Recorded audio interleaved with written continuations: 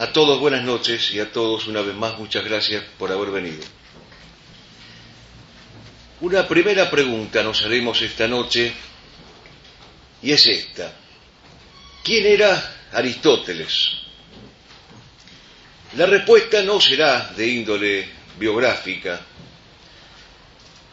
La respuesta buscará otorgarle a Aristóteles una semblanza que nos parece que la posteridad le retaseó. Aristóteles fue un poeta, pero esto es lo primero que debemos explicar.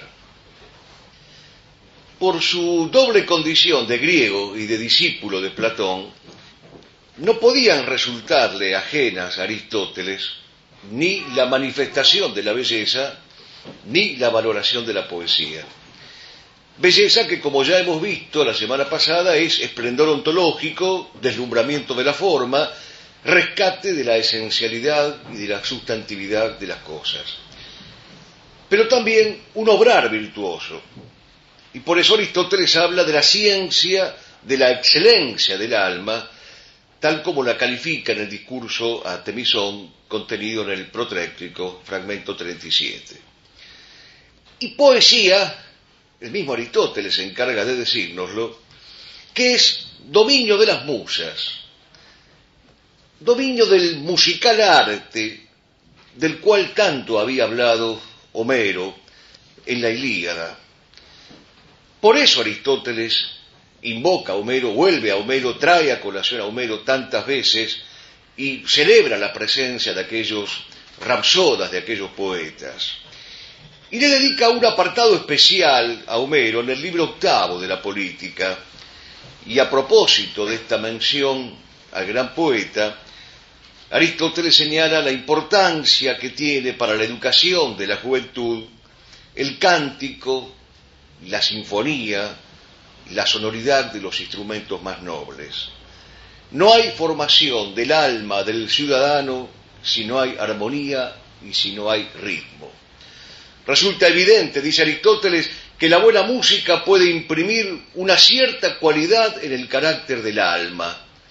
Y ya vayamos registrando esta correlación que establece Aristóteles entre el izamiento y la verticalidad del alma con lo sinfónico, con lo musical, con lo canoro. Estamos muy lejos, como se advertirá a primera vista, de la reivindicación del prosaísmo propia de este mundo moderno y mostrenco que vivimos, y por el contrario estamos muy cerca de esa rehabilitación de las formas clásicas a las que Aristóteles encarna de un modo peculiar. Belleza y poesía, poesía y belleza, dos cualidades que supo cultivar para sí Aristóteles, porque no hay nada más lejos de la verdad que esa imagen fría, esquemática, racionalista, cerebral, que han urdido ciertos manualistas y también cierta escolástica decadente. Era el filósofo, en cambio, un hombre de intuiciones, de plegarias, de contemplaciones interiores, de música interior, como diría Borrás, y de una sensibilidad probada ante los mitos, a los que definimos la semana pasada como hierofanías y teofanías, manifestaciones de lo sagrado y manifestaciones de la divinidad. Era Aristóteles, en fin, un hombre que no desdeñó el mensaje de los poetas, ni el lirismo de aquellos rapsodas a los cuales admiraba, ni la unidad de la verdad y la claridad y la verdad, que era el modo que él tenía de integrar lo artístico con lo filosófico. Cuando gustó hacerlo, compuso sus estrofas, citó los versos clásicos de quienes lo habían precedido en el noble arte de la filosofía y estuvo atento al saber hierofánico de aquellos antiguos sacerdotes, como lo dice en el fragmento 6 de la filosofía. No debemos considerar indigno de un filósofo, dice Aristóteles, acercarse a la divinidad en la oración, siempre que sintamos con el corazón que Dios es nous o algo más alto que toda razón. Así nos lo expresa en el fragmento 49 de la oración, que parece propiamente un fragmento pascaliano. Sentir con el corazón algo más alto que la razón, ha dicho el de esta gira, en la retórica, y los presentistas no lo han oído, los manualistas no lo han escuchado, y los racionalistas de todos los tiempos se desentienden de estos fragmentos preciosos y valiosos, que prefiguran de algún modo aquello que decíamos también la semana pasada acerca del misterio de las semillas del verbo. Como tampoco lo oyeron Aristóteles cuando habló del entusiasmo, de la inspiración divina, de la clarividencia del profeta y de aquella iluminación propia de los hombres melancólicos y silentes, cuyo elogio hace en el libro octavo de la Ética Eudemo. Aristóteles elogia con palabras mesuradas a los hombres melancólicos y a los hombres silentes, aquellos que una vez que la razón ha desaparecido en ellos, el principio de la iluminación parece tomar más fuerza. Aristotélicamente, dirá después Don Quijote a Sancho, la melancolía, Sancho, no se hizo para las bestias, sino para los hombres. Y aristotélicamente dirá después Saint-Exupéry que el silencio de Dios, donde recalan los hombres, es el único puerto al que merece llegarse. Escribe Diógenes Laercio al respecto que se le oía decir a Aristóteles: la hermosura es un don que supera todas las cartas de presentación. Es el reaseguro contra la dispersión de los elementos tanto en el orden individual como en el orden social.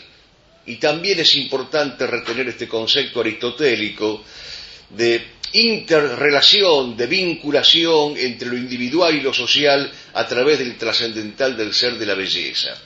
Porque con la fealdad, dirá Aristóteles, se le priva de esplendor entitativo no solamente al hombre, sino también a la polis, la ciudad, el hombre, el alma, la patria, quedan destruidos con la irrupción de la fealdad.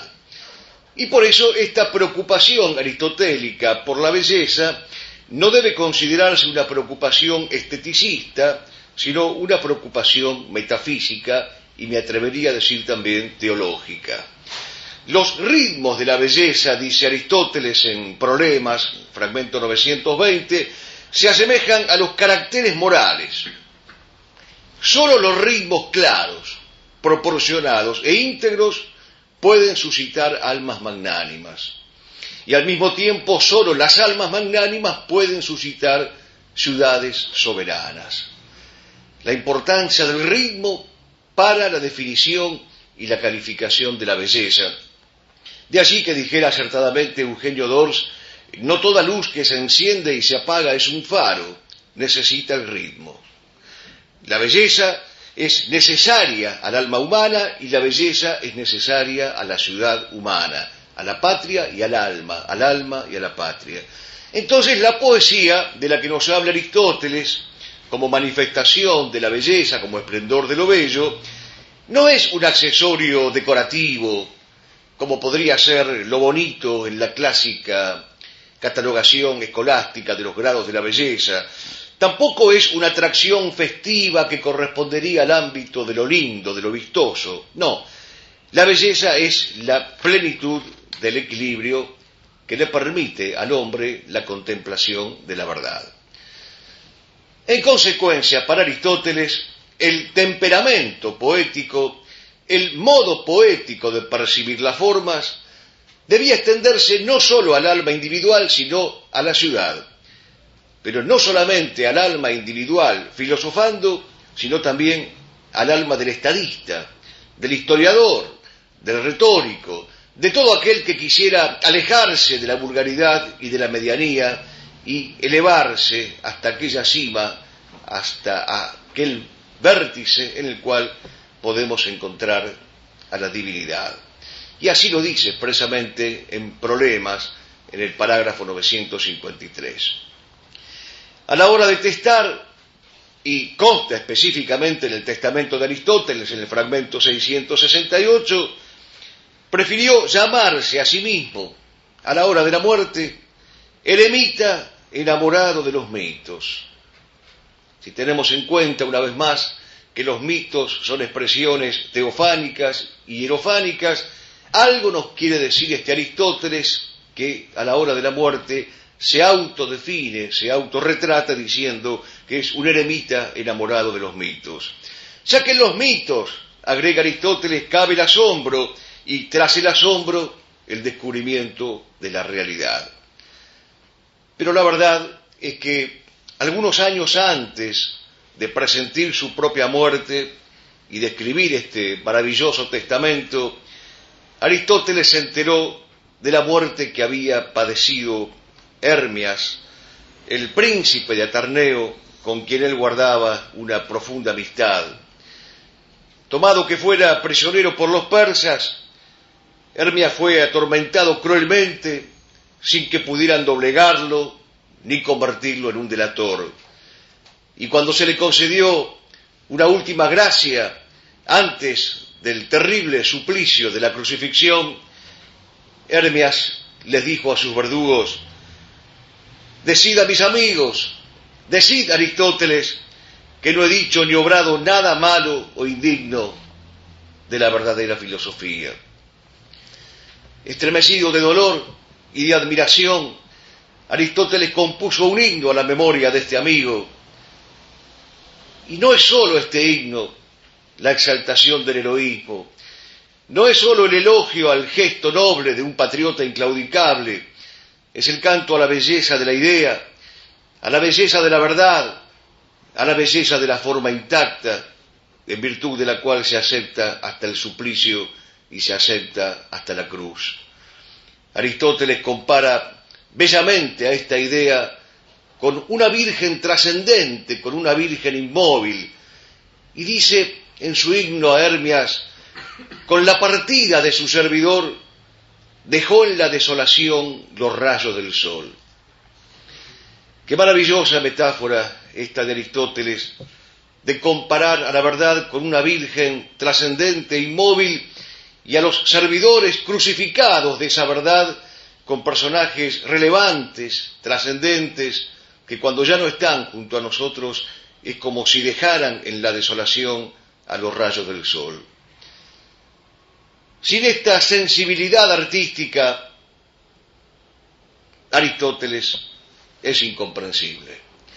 Y sin esta sensibilidad artística, la retórica es incomprensible. Por eso, tal vez se entienda ahora la respuesta a nuestra primera pregunta. ¿Quién fue Aristóteles? Aristóteles fue un poeta. Vayamos a la segunda cuestión. ¿Cómo describir en pocos trazos el espíritu de la retórica de Aristóteles? El jueves pasado, citando a Everett Rimmer y su Historia de la Estética, hacíamos referencia a la importancia del Fedro, lo recordarán quienes tuvieron la benevolencia de venir.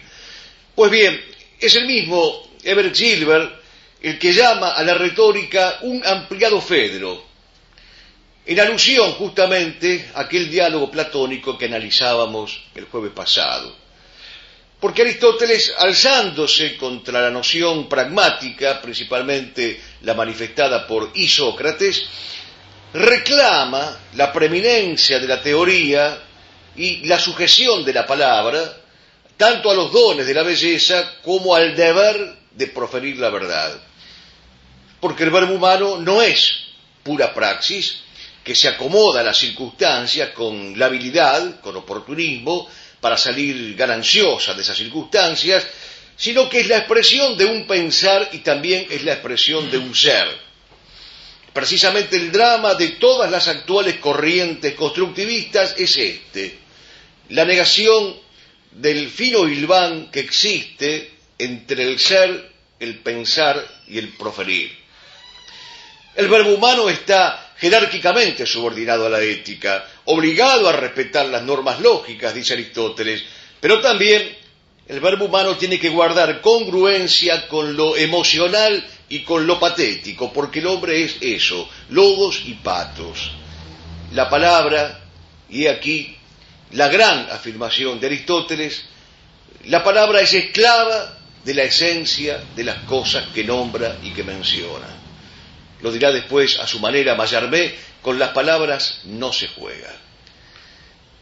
En tan alta estima tiene entonces Aristóteles a la retórica y al poder mancomunado de la palabra bella y la palabra veraz, que Brediff, que es un crítico de la retórica griega, en su obra La elocuencia griega desde el punto de vista de la moralidad y de la verdad, hace una justiciera excepción con Aristóteles, hace una expresa salvedad con la retórica de Aristóteles, y dice: todas las demás retóricas griegas pueden ser sospechosas de favorecer las adulteraciones y las sofísticas, pero el filósofo se abocó a la retórica reservando los derechos intangibles de la moral, que admite solamente las causas justas y los argumentos fundados en la verdad.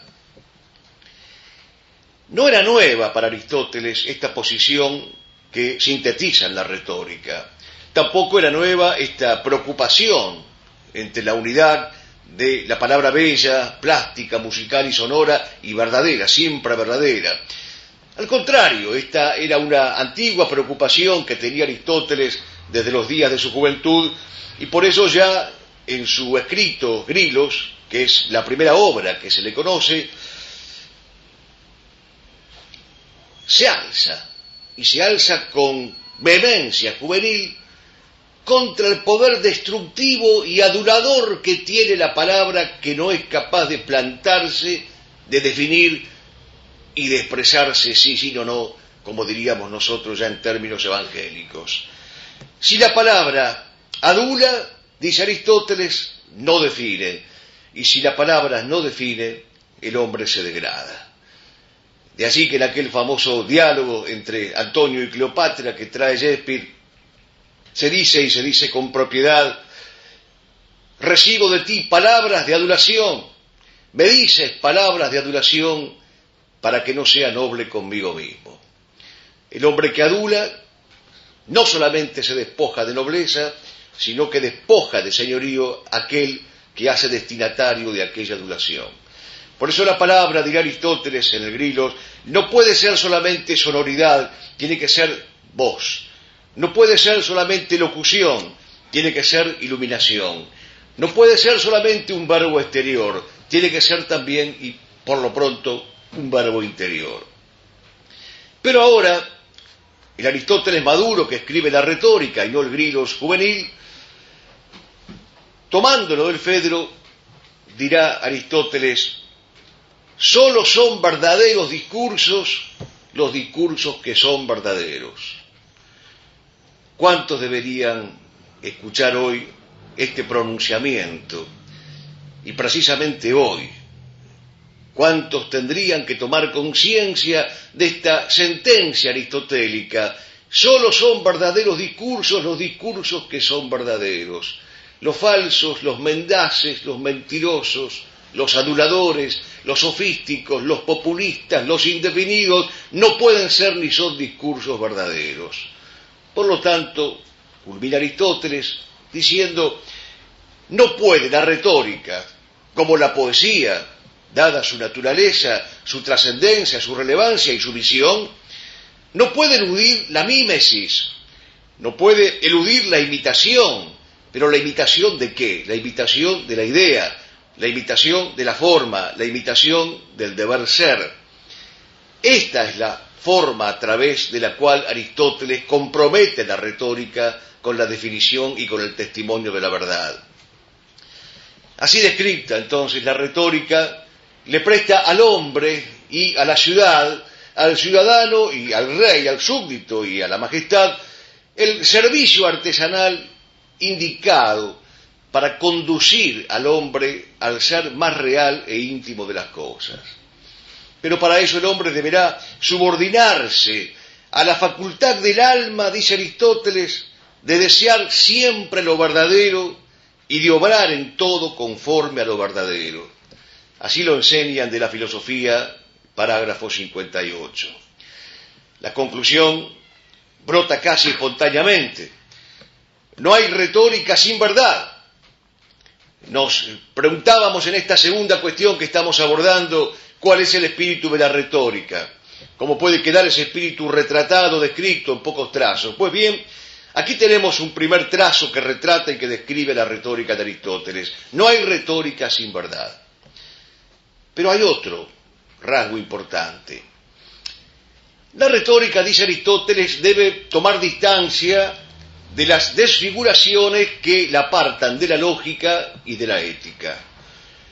Debe mover a los ciudadanos y mover a las ciudades a su propio perfeccionamiento.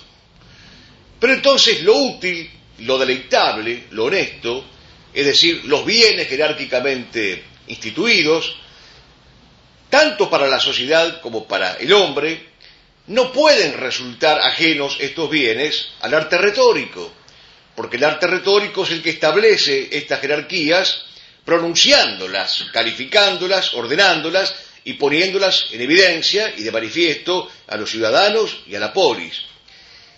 La persuasión, quiere decirnos Aristóteles, y a esto nos está conduciendo, a esta meditación, la persuasión era y es el medio y el recurso para que el hombre pueda elaborar el argumento retórico, porque aquello de lo que había que persuadir no podía ser algo distinto o contrapuesto al bien, a la verdad y a la belleza.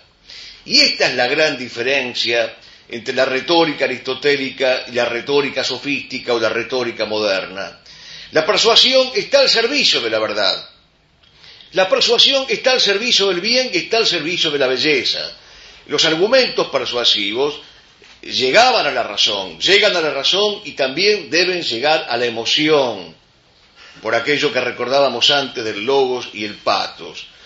Persuadir por la palabra, dice Aristóteles, requiere exactitud de matemático, pero altura de poeta. Requiere saber que hay un logos que aguarda, pero también una sensibilidad que espera. Admirable es esta síntesis aristotélica entre lo sensible y lo inteligible. Admirable es esta síntesis que presenta en la ética nicomaquea. Y era eminentemente griego este planteo. Y paradójicamente, siendo eminentemente griego esta juntura entre el buen decir y el buen ser, siendo eminentemente griego, digo, lo paradojal es que haya pasado a las filas de la filosofía romana y que nosotros hoy más conozcamos este pensamiento aristotélico por los clásicos romanos que por Aristóteles mismo. La unión del buen decir con la unión del buen ser.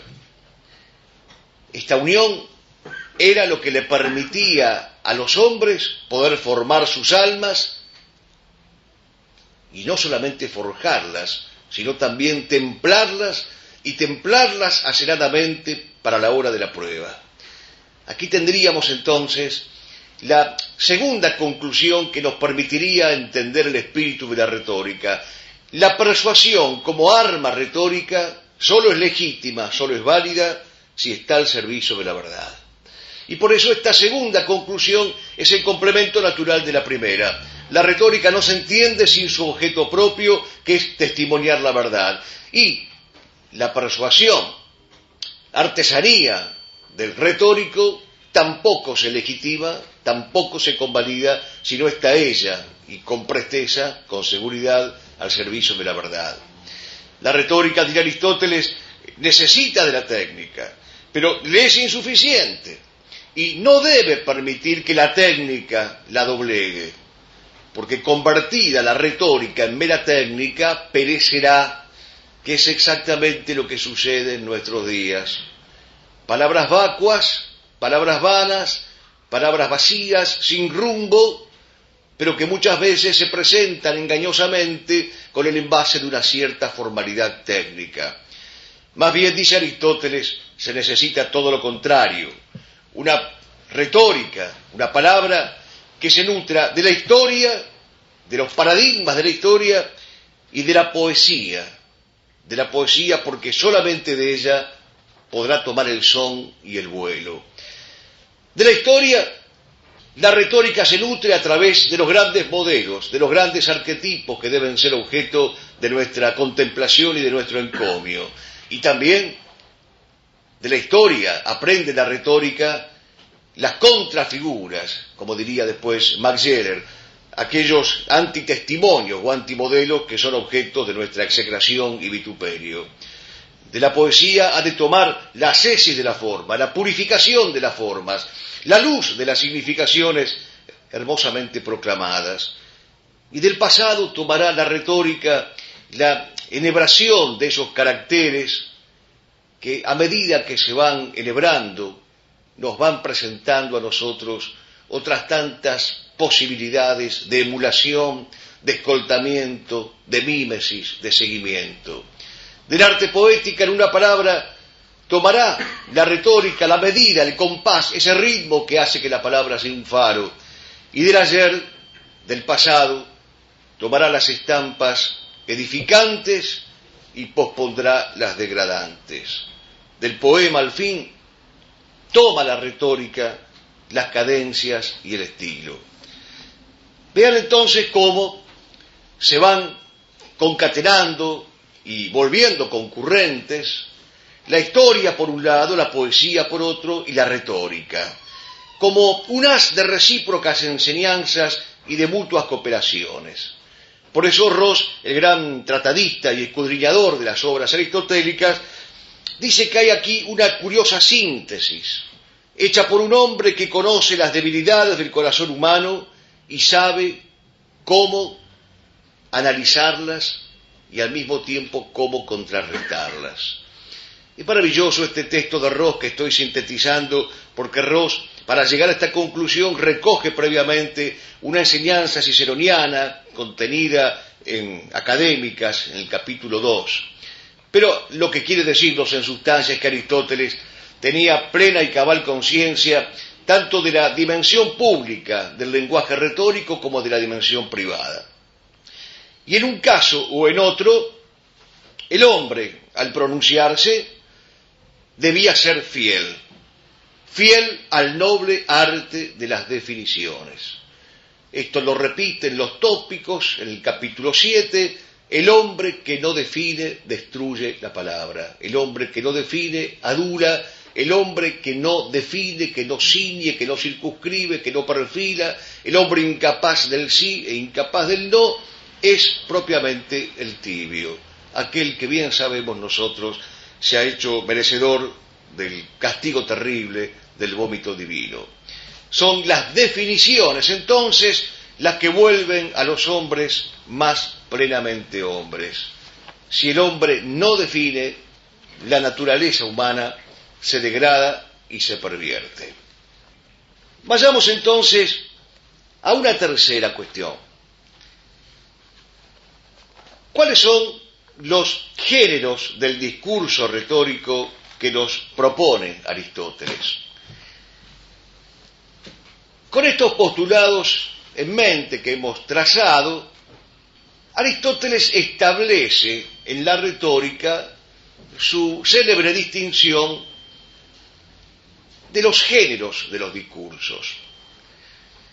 Hay un género deliberativo, hay un género judicial y hay un género desconocido pero valiosísimo, sobre el cual después volveremos más detenidamente, que es el género epidíctico. El género llamado deliberativo es el que se ocupa de las deliberaciones sobre cuestiones acaecidas o posibles. El género judicial, como su nombre lo indica, es el encargado de dirimir los pleitos tribunalicios. Pero el desconocido y valiosísimo género epidíctico es el que tiene por objeto elogiar a los héroes, elogiar a las personas admirables, tanto como amonestar a los viles y a los encanallecidos. Siempre, siempre el elogio debe poner el acento en lo objetivamente bueno y virtuoso, en la belleza de las acciones, resaltando los caracteres y los comportamientos acordes con los caracteres nobles, y siempre, siempre el vituperio debe estar dirigido específicamente a aquellos que conspiran contra la verdad, contra el bien y contra la belleza. En realidad, Aristóteles tiene una particular y justificadísima tirria contra aquellos que son incapaces de ese noble arte de las definiciones. Parece haberlo entendido bien nuestro poeta Juan Luis Gallardo cuando a propósito de esta incapacidad deliberada de definir que tiene el hombre moderno, dice: detesto los vocablos a nivel y agendar, coyuntura impactante, carencial y accionar. El término eficiencia tampoco me hace gracia, pues sigo suponiendo que se dice eficacia. Detesto al literato metido en su cenáculo y por analogía las flores de invernáculo. Y detesto el reemplazo de palabra tan vieja como es concubinato por vivir en pareja. Por eso el género epidíctico tiene su razón de ser, precisamente para vituperar y escarnecer a los impuros. Pero no basta, dice Aristóteles, con distinguir los géneros, sino que debe atenderse también a la forma en que el discurso se hace proferible para tornarlo armónico y a la vez persuasivo. Expresarse no consiste únicamente en acumular palabras. Así, guarden esas palabras relación de ideas y de criterios. Expresarse correctamente no es sinónimo de hablar de corrido. Es preciso encontrar, ejercitar y cultivar las virtudes propias de esa expresión anhelada. Por eso, Saint-Exupéry ha dicho con exactitud literaria que es lo que se necesita para que la expresión tenga aquellas categorías que Aristóteles pedía en su tiempo. Dice en Ciudadela: adquirir conciencia es ante todo adquirir un estilo. Tener conciencia no es recibir el bazar de ideas que irán a dormir. Poco me importan tus conocimientos para informarme. Ese formulario de informaciones no es el hombre. Tener conciencia tampoco es aumentar tu vocabulario. Toma ese salvaje. Puedes aumentar su vocabulario y se cambiará en inagotable charlatán y se embriagará de verborragias vacías, porque había un solo regalo para hacerle, que de más en más has olvidado, y era el uso de un estilo. Es fácil, relativamente fácil, convertir a un iletrado en charlatán tras las apariencias y el montaje de un buen decir. Esto es precisamente lo que ha descrito Marechal en ese personaje, el Pampa Casiano, sirviente del gran oligarca que aparece en Megafono la Guerra. Digamos entonces que el gran tema que plantea Aristóteles es el de la palabra justa, adecuada, oportuna, plástica, definida. Para las demostraciones hay diferencias en expresarse de un modo o de otro, dice Aristóteles en la retórica, pero todas las formas expresivas deben ser justas, adecuadas, oportunas, plásticas y verdaderas. Aristóteles se ocupa largamente de estas virtudes de la expresión, mencionando, entre otras, las virtudes de la claridad, de la corrección, de la adecuación y de la elegancia. Hay que evitar siempre la vulgaridad y hay que dotar al idioma con el que se habla de universalidad, de verdad y de belleza. Pues bien, a la vista de estas propiedades que señala Aristóteles, los géneros discursivos son nada si no se coronan y si no se completan con estos atributos que le pide con toda justicia la palabra. Así como nada es el hombre si al expresarse con tales atributos no los tiene arraigados en el alma, todo es el hombre si cuando habla compromete la verdad de lo que dice y de lo que sostiene con el propio testimonio de su vida. Es la doctrina de los caracteres sobre la cual tanto insistía Jordán Bruno Yenta. El hombre que define es un hombre definido. El hombre que proclama la verdad y que la sirve es un hombre que la encarna. El hombre que es testigo de la verdad es el hombre de la conducta irreprochable. El hombre del sí, sí, no, no, es la antítesis del tibio, el incapaz del sí y el incapaz del no, decía Yenta.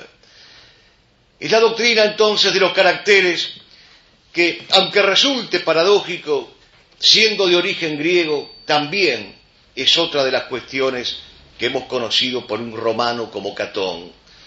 Cuando Catón habla del vir bonus dicendi peritus, el hombre bueno, del bien decir, del correcto decir, del limpio decir, lo que está haciendo es definir una jerarquía, definir un sentido de la proporción y de la majestad.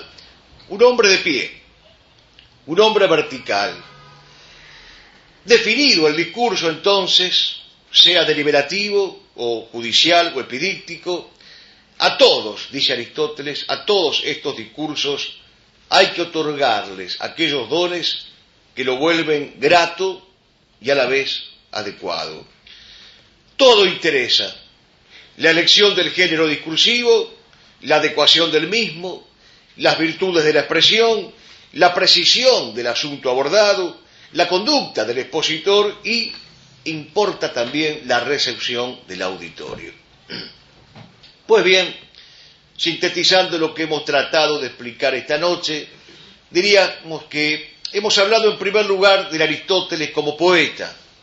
Respondíamos a aquella pregunta inicial: ¿quién fue Aristóteles? Aristóteles fue un poeta. En segundo lugar, retratamos el espíritu de la retórica a través de dos grandes conclusiones. La retórica busca la verdad y la persuasión como herramienta o instrumento de la retórica está al servicio de la verdad. Y en tercer lugar nos planteamos los géneros discursivos. Estamos entonces ahora en condiciones de abordar una cuarta cuestión algo más específica. ¿Qué es este género epidíctico tan rico y tan desconocido? Es propio de este género, decíamos recién, elogiar a los héroes, elogiar a los prohombres, aquellos que son portadores de una admirable belleza espiritual. Y subsidiariamente es propio también de este género epidíctico denostar a los réprobos para mover a la cólera, a la justiciera cólera, contra todas las manifestaciones de inverecundia. Pero esos buenos y esos malos de los que habla Aristóteles no se alistan en sendas categorías por razones subjetivas, emocionales, antojadizas o particulares, sino en tanto demuestren objetivamente su disposición habitual para las acciones notables o para las acciones detestables. Tienen que probar una disposición habitual y objetiva, y una firme resolución de evitar o de dejarse llevar por la falla moral, sea que la eviten, sea que la cometan. El fin, entonces, de este género epidíctico es negar todo lo que sea afrentoso y ensalzar todo lo que sea verdadero, veraz y bello.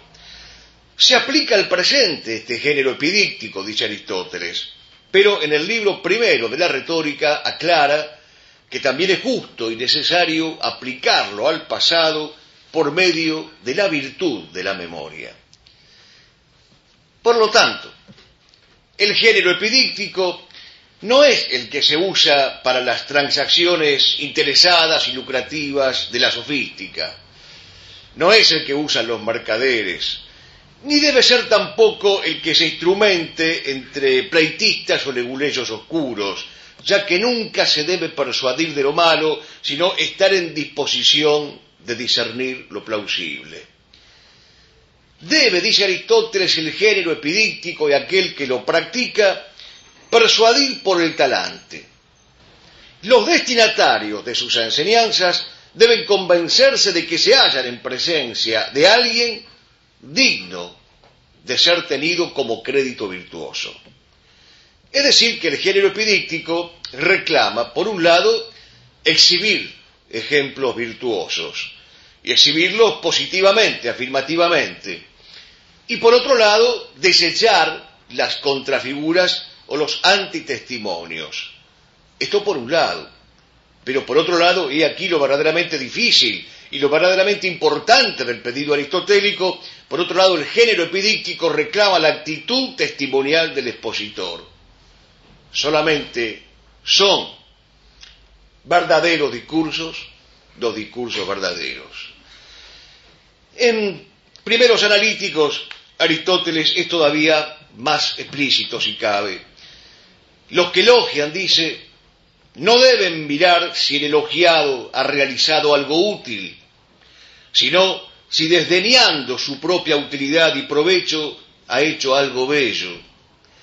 Al modo como elogian a Aquiles porque socorrió a su amigo Patroclo, aun sabiendo que él mismo, que podía seguir con vida, iba a morir por ello en la demanda, pues para él resultaba esta muerte más bella que conveniente la vida. No es fácil entonces practicar este género epidíctico. Hay que saber objetivamente quiénes son los héroes y elogiarlos y ponderarlos en su medida, pero también hay que tener una coherencia de vida para poder elogiarlos con autoridad y predicar su mímesis, su emulación, su escoltamiento con la autoridad de aquel que encarna esas virtudes que ama y que admira en el héroe. Reparemos en estas palabras aristotélicas. Nos toca discernir equitativamente entre justos y entre ruines, no según conveniencias o provechos particulares o pareceres subjetivistas, no por impresiones o fenómenos del momento, que alejado está Aristóteles de toda esta fenomenología filosófica contemporánea, sino por la constatación de una, vuelvo a repetir, habitualidad para las acciones ennoblecedoras. No basta repetir una vez un acto, por bueno que sea, para convertirme en un hombre virtuoso. Tengo que adquirir un carácter virtuoso, un temperamento virtuoso y una personalidad virtuosa. Nos toca discernir, dice Aristóteles, lo plausible de lo irrecomendable, sabiendo que el modo más autorizado de hacerlo es encarnarlo uno mismo, encarnar los valores que se encomian y rechazar vitalmente, existencialmente, los disvalores que nosotros rechazamos. He aquí entonces el secreto de un comportamiento bello. Lo leemos directamente del texto aristotélico.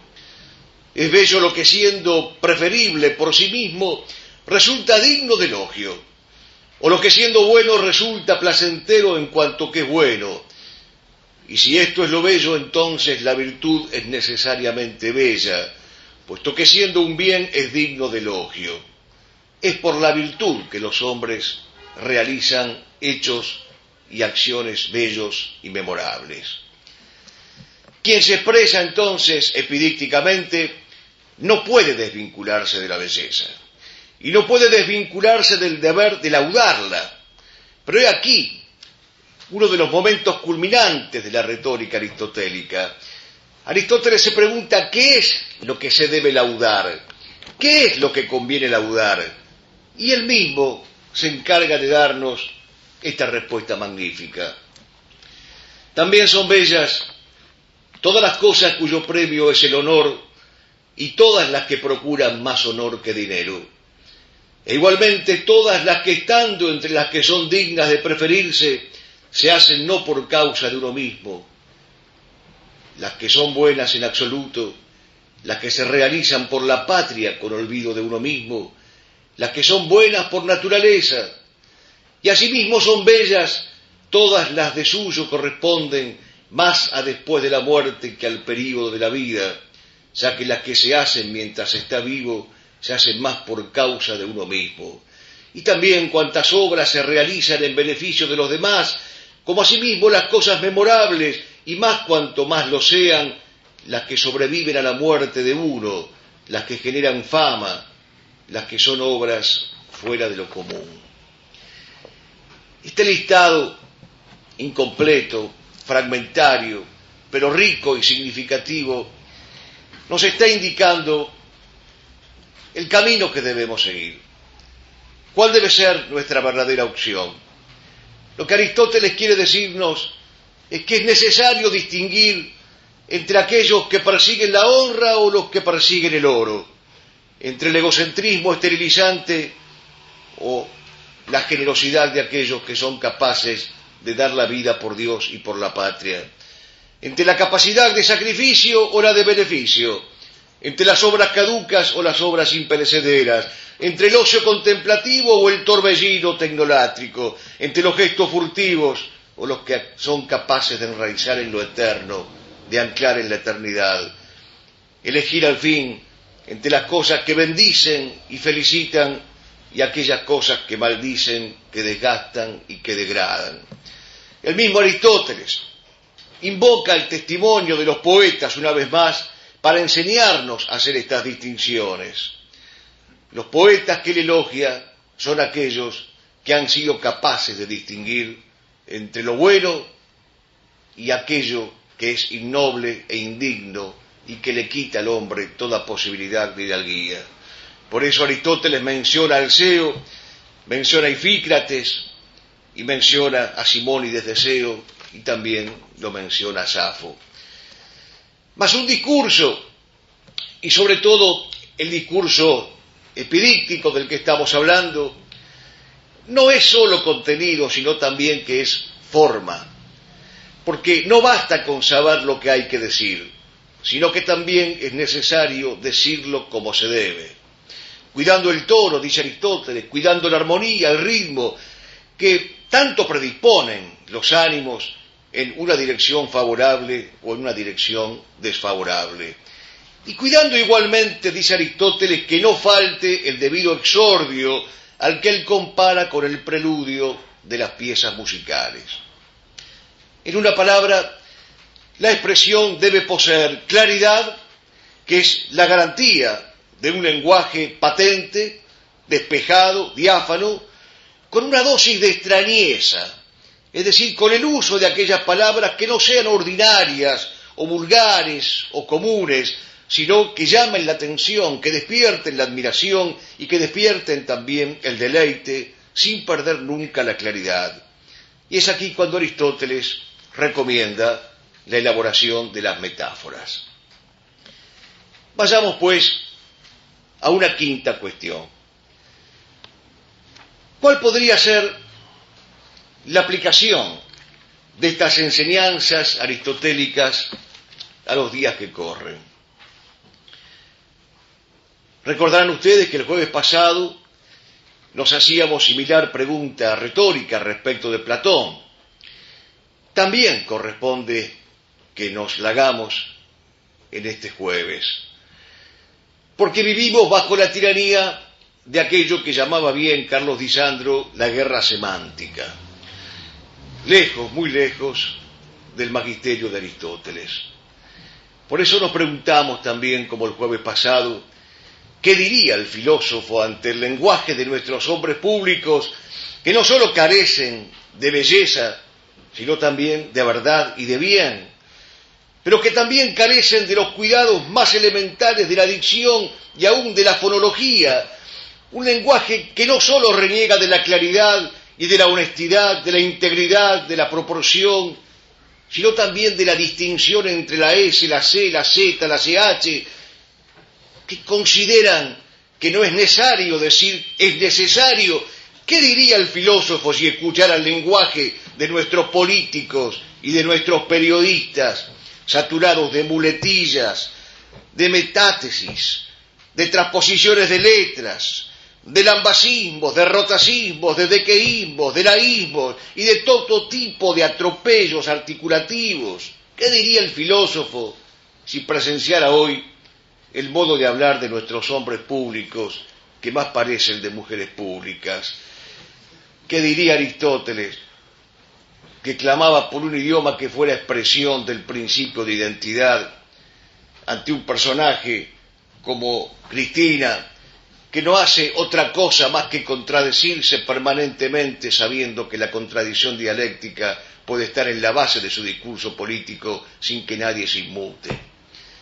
¿Qué diría Aristóteles frente a aquello que José María Pemán, hablando de la dialéctica marxista, definía como un sonido sin sintaxis, de prosa dura y proletaria, sin el más leve toque de la gracia? Que esto es justamente lo que prevalece hoy en la clase política y periodística. Un sonido sin sintaxis, de prosa dura y proletaria, sin el más leve toque de la gracia. ¿Qué diría Aristóteles si escuchara a los modernos liturgos que han suprimido el vosotros, a los autores del himno del Congreso Eucarístico que se celebró hace unos años y que, creyendo llegar al éxtasis del estro poético, elaboraron este verso: y ante el hambre del pueblo dijiste, denles ustedes por Dios de comer. ¿Qué diría Aristóteles si se enterara que hay un manual que se llama El lenguaje feminista, publicado por el Ayuntamiento de León, en la mismísima España, en la madre patria, y escrito por un académico de la Real Academia de la Lengua, Francisco Adrados, que propone acabar con la discriminación idiomática, reemplazando entonces palabras como los funcionarios por palabras como el funcionariado? ¿Pero es que no advierte acaso este hombre que el funcionariado también es palabra masculina? ¡Qué extraña forma de elogiar merecidamente a la mujer como Dios manda contiene este cambio del idioma! ¿Qué hacer? Gente hablaba de la necesidad de aristotelizar la universidad. Hoy, si viviera, hablaría de la necesidad de humanizar la universidad. Es decir, que concurran a sus aulas seres humanos pasibles después de ser aristotelizados. Y habría que aristotelizar también toda la cultura, si fuera posible primero humanizarla. Pero también hay que bautizarlo, Aristóteles, como lo bautizó el medioevo católico, para que el hombre medieval, que recogía el legado aristotélico, la búsqueda de la belleza a través del lenguaje, y esto debe ser entendido, no era principalmente ni primordialmente una tarea estética, sino una tarea y una misión cargada de resonancias teológicas, porque consistía en acercarse mediante la dignidad de las formas humanas a la plenitud de la forma divina. Si no se entiende esto, no se entiende el espíritu clásico, no se entiende Aristóteles y no se entiende al medioevo y no se entiende la cultura católica. Se trata de avanzar ascendiendo desde la palabra humana hasta la contemplación celeste del buen decir terreno. Por eso Aristóteles fue elogiado por el medioevo católico, y por eso Dante en la Comedia lo coloca donde lo coloca. Después que alcé un poco las pestañas, vi al maestro de todos los que saben, sentado en filosófica familia, todos lo miran, todos le dan honra. Le pueden dar honra precisamente porque él fue el que hizo posible este tránsito de la palabra humana a la contemplación de la palabra divina. Aristóteles, decía Allenta, es la pasión de la sabiduría, una pasión sin ardientes transportes, porque se pone a sí misma su límite para no dejarse arrastrar. Aristóteles representa el esfuerzo del conocimiento puro y desinteresado, el alerta más severo de la inteligencia que logra ser fiel al propio ser de ella misma, al ascetismo de la sabiduría. Necesitamos de Aristóteles, porque hoy la palabra padece una multiplicidad de deformaciones. Hay un lenguaje que se viola a diario por el vaciamiento sistemático de la sustancia, por el divorcio intencional entre la semántica y la metafísica. Es el ámbito, por ejemplo, del desconstructivismo de Derrida, de la lingüística estructuralista o de la llamada psicogénesis. Este divorcio entre la semántica y la metafísica es gravísimo, porque los nombres dejan de ser epifanías del ser. Hasta el finado Borges lo advirtió cuando escribía: si, como dijo el griego en el Cratilo, el nombre es arquetipo de la cosa, en el nombre de rosa está la rosa y todo el Nilo en la palabra Nilo. No podemos permitir el divorcio intencional entre la semántica y la metafísica, aun por las consecuencias sociales y políticas que esto acarrea. Recuerden lo que le dice Nebrija al emperador en el prólogo de su gramática: siempre la lengua fue compañera del imperio. Pero además hay un lenguaje que se viola en la degradación de su estética, en su extrañamiento respecto de la verdad fundante, en su lejanía del silencio y del verbo, en su intencional reducción a un argot, a un lunfardo, a una procacidad cada vez más insoportable. Hay un lenguaje que se viola en la adoración universal del idioma inglés, que ni siquiera se lo promueve por razones culturales, sino porque es el idioma de los dominadores, por esa pedagogía para uso de coloniales. De allí que Bernardes clamara por el retorno a la lengua madre. Conservemos la lengua materna en que se dice crepúsculo y hermano, corazón y cristal, y hagamos el propósito de defenderla siempre, palabra por palabra y en toda su unidad. Cuando Mazzinghi escribió ese elogio perfecto a la letra ñ, termina diciendo: y si juntos peleamos como buenos soldados, la técnica insolente con su pérfida maña no ha de borrar la ñ de la palabra España, porque de la madre patria y de su idioma, hasta la ñ, por minúscula que sea, tenemos que defender. Al fin de cuentas, es esta que encontró Mazzinghi una variante de decir lo mismo que dice el texto sacro. Iota unum, ni una jota es posible tocar, ni legítimo tocar. Y hay al fin una violación de la palabra en su horrible deformación actual, causada por los neologismos tomados del mundo de la informática, de la cibernética, de las relaciones empresariales, de las modas culturales, de los más media. Con frecuencia oímos hablar de escanear, formatear, cobertura. El lenguaje es la morada del ser, dice Heidegger. En esa morada vive el hombre y viven los pensadores y los poetas. Ellos son los custodios de esa morada. Si la morada del lenguaje, si la morada de la palabra la van a custodiar los tecnócratas, el hombre también cae y se degrada hasta un límite aborrecible. Lo que queremos decir en suma es que la alteración que hoy padece la palabra es grave, porque no es sólo una desfiguración por causa de la mentira, no es sólo una desfiguración como consecuencia de la pérdida de los valores etimológicos y de las precisiones de la etimología por las que bregaba un San Isidoro de Sevilla. Es una ruptura intencional entre el signo y el significado, entre la semántica y la metafísica que decíamos antes. La palabra ha sido violada. El vigor vital de la educación de un pueblo ha muerto, dice el padre Petit de Murat, cuando su propio verbo le resulta un conjunto de términos convencionales. Entonces las palabras quebradas flotan sobre las olas del naufragio, esquilmadas por los comerciantes y por los políticos y por los periodistas. Así está el hombre. Se revuelve en un paroxismo de radios, periódicos, propagandas televisivas. Todos vociferan, pero es en vano. Nadie, absolutamente nadie, escucha a nadie, ni entiende a nadie. Para poder presentarle un antídoto a este mundo de confusión, necesitamos rescatar la palabra.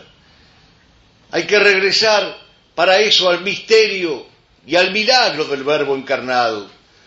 Tenemos que cobijarnos en la palabra de Dios y, como los grandes impetrantes de la historia, desechar las voces ultrajadas, sucias, pervertidas, para que resplandezcan los significados áureos, originales y verdaderos. Hay que regresar al olvidado oficio de hacer de la palabra ontofanía. El ser se es, dice Gerardo Diego, se nombra el nombre, el Padre y el Espíritu consisten, todo es presencia, luz, ontofanía.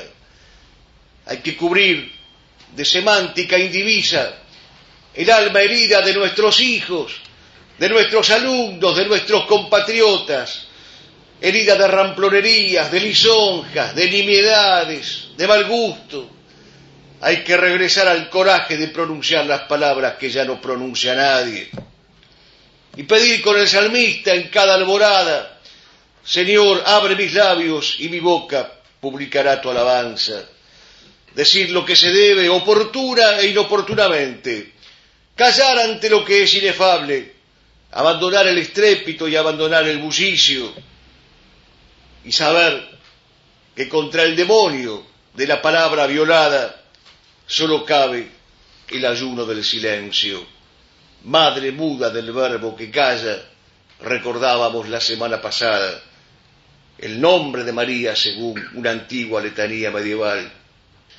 Es necesario para nosotros, que somos hombres de fe católica, regresar a la devoción al Espíritu Santo, ese río de agua viva del que habla la liturgia, del que procede la victoria y el triunfo de los mártires, según enseñaba el Papa León XIII. Ese Espíritu Santo que el cardenal Mercier definió como alma de mi alma, ese Espíritu Santo que hizo posible el milagro de Pentecostés contra el perjurio de Babilonia.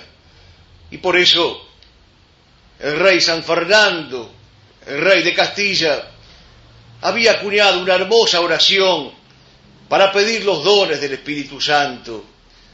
Espíritu Santo, amor del Padre y del Hijo, inspírame siempre lo que debo pensar, lo que debo decir, cómo lo debo decir, lo que debo callar, lo que debo escribir, cómo debo obrar, lo que debo hacer para procurar tu gloria, el bien de las almas y mi propia santificación. Por eso terminamos esta clase de hoy invocando al Espíritu Santo.